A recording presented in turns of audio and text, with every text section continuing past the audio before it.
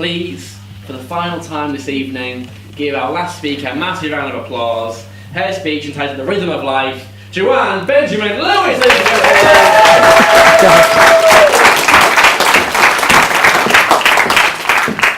Good evening. Music is part of most of our everyday lives. It's like the soundtrack for our lives. I'm sure if I were to ask you to name a Bob Marley song that you might be able to? Drumming? Yes, exactly. And if we go a little bit further, you could possibly even quote a little bit of a song, or even think of the message of a song. And music just has the ability to be able to just be awe-inspiring. It supports us, it helps us in so many ways.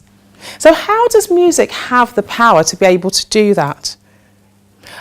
I think I realised that in my teens in particular, just how important music can be.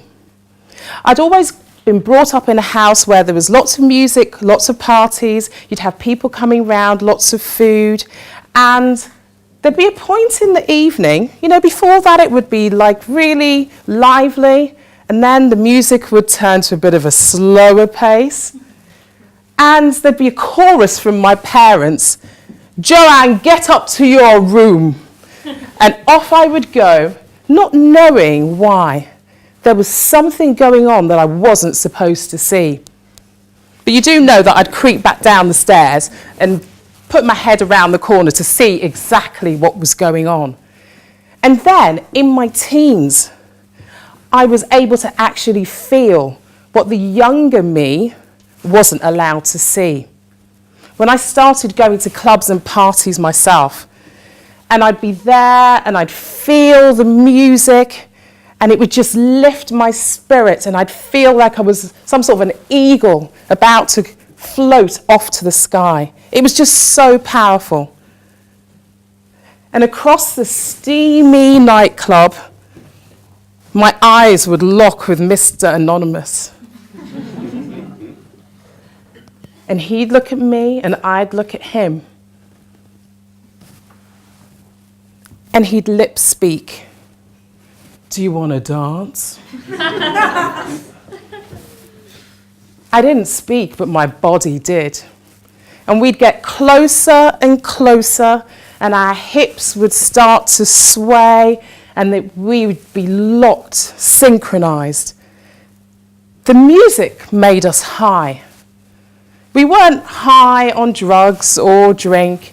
It was the power of the pulse and the rhythm of the music, which was just able to take us and transcend us to somewhere else.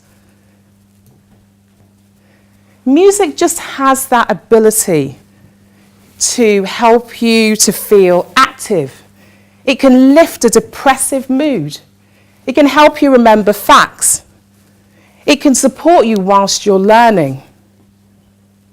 So I find it really curious then that in schools today, music is being reduced in the curriculum.